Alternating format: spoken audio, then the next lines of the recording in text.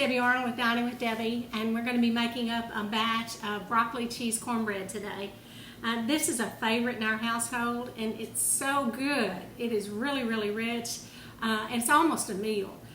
In fact, I think probably for just a light summer meal, and this cornbread with a salad would be great.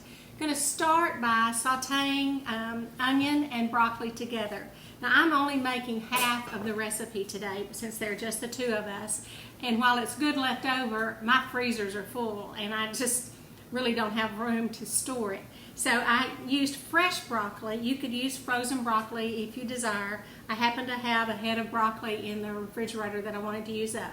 So I took about half of that head of broccoli and I chopped it finely, microwaved it a little bit to soften it up, and then I took about half of an onion, chopped it up, and I've sauteed those together with a little garlic powder.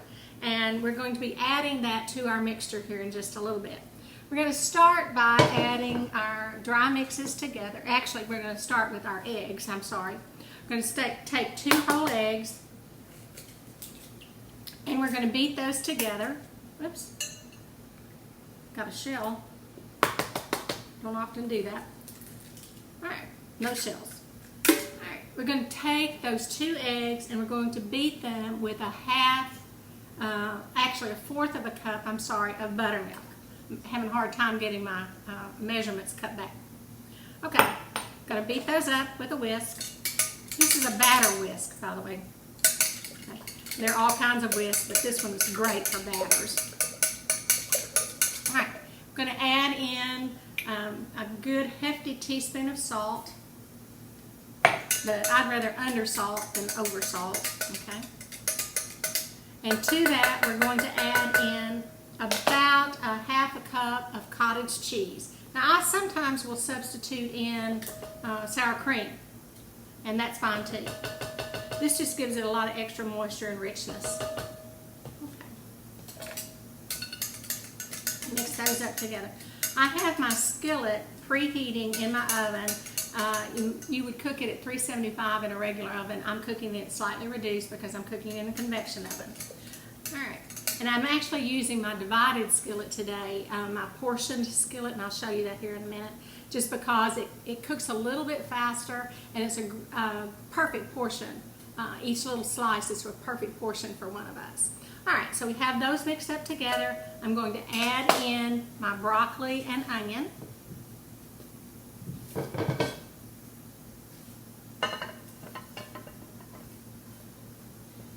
The cheese I'm using today is an extra sharp cheddar, and it is the pre-grated kind. I don't often use that kind of cheese in recipes because it does have a coating on it that prevents it from melting as well as I like. It does work okay in this recipe. So I've got here about half of a cup of extra sharp cheddar cheese. You could use whatever kind of cheese you might happen to have on hand. If you've got provolone, it works well. White cheddar would work especially well. Any of those cheeses that, have a little bit of a stronger flavor to them. All right, we have that mixture all together. I'm going to add in a fourth of a cup of butter. Now I will have this recipe posted for you.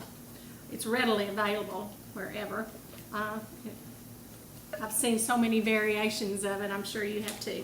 Now I'm going to add in 1 box of Jiffy cornbread mix. If you don't have that available, look around to see what you might have available in terms of a cornbread mix. This is an 8.5 ounce box, so something similar to that would work as well.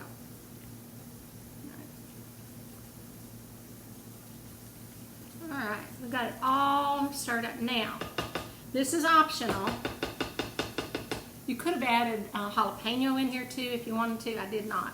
I happen to have some bacon fried up, and I'm just going to crumble some of that bacon up, about 2 slices into this. There again, that is certainly optional. There's so many different ways you can go with this. If you had some ham left over, finely chopped ham would be good in this, I think.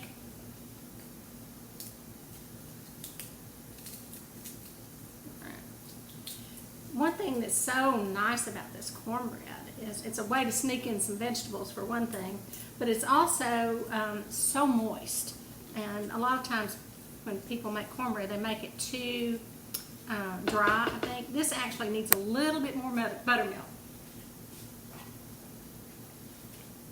I hope you keep buttermilk around your house. If you don't, I hope you keep that dry buttermilk that I've mentioned before that you can mix up. It's great to have on hand. Yep, that's perfect. All right, I'm going to bring out the skillet and show you how I'm going to use that little portion skillet that I have.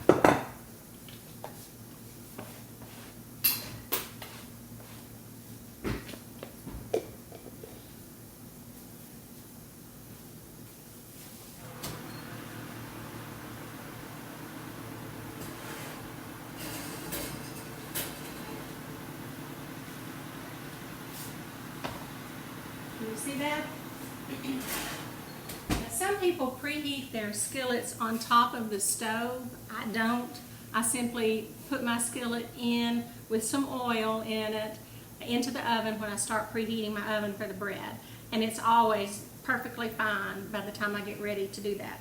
All right, and I leave my hot pad on top of the handle just so I won't reach over there and grab it by accident. This is going to make more than this skillet will hold.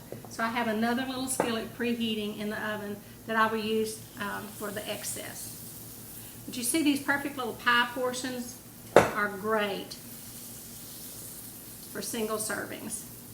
If you don't have one of these skillets, you can look for one. I've had this one for a while.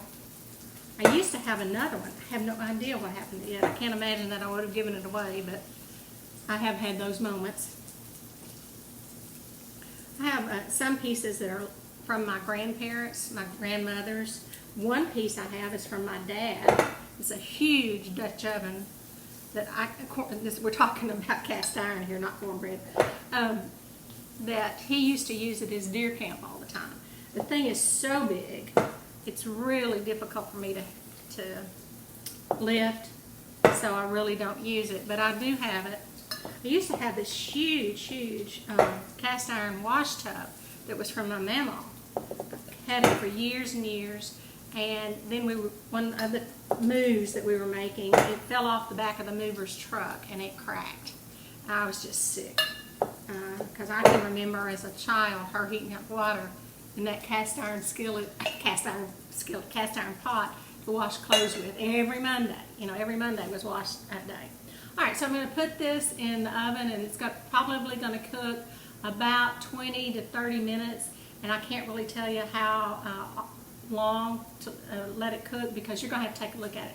Once it's nicely browned and it's firm to the touch, then it's done. You're going to take it out and empty it up. So I hope you'll make up a recipe of this broccoli cheese cornbread. Your family will really enjoy it, I think, and as I said, it makes a nice light meal if you want to pair it up with a salad. Or even some fruit on the side. I hope you have a great day, and I'll be back with some finished broccoli cheese cornbread here in just a little bit. Our broccoli cheese cornbread is ready to come out of the oven. I'm going to show that to you before I serve it up for our dinner today. I hope you'll give this recipe a try. If you have any questions about it, just leave me a message or text me, email me, however you want to get a hold of me. I'll be glad to try to help you with it. It's easy to make, and it makes a delicious meal, y'all. Here's our little pan with our pie-shaped portions in it. I'll let this cool just a little bit, then I'll take it out of the pan and we'll enjoy it for dinner. It's really good, and I hope you'll give it a chance to a try, and let me know if you do. Thanks so much for being here today, and I really appreciate that you are here and you're sharing your time with me. I count that as a special privilege from you. Thank you very much.